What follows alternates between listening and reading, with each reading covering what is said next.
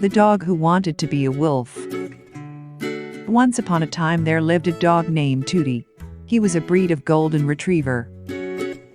He had long wanted to be part of a wolf pack. One day, Tootie was reading the news in a newspaper. In doing so, he noticed that there were miserable things inside. But on the back of the newspaper he found news of wolves appearing near the city. Tootie gazed happily out the window at the forest. 2 days later he went into the woods. He found wolves. He convinced them for a long time that he was a wolf and behaved as if he were a wolf.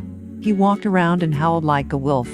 The wolves knew Tootie was a dog, yet they let him join them. Tootie still thinks he convinced them he was a wolf, but wolves still know he's a dog.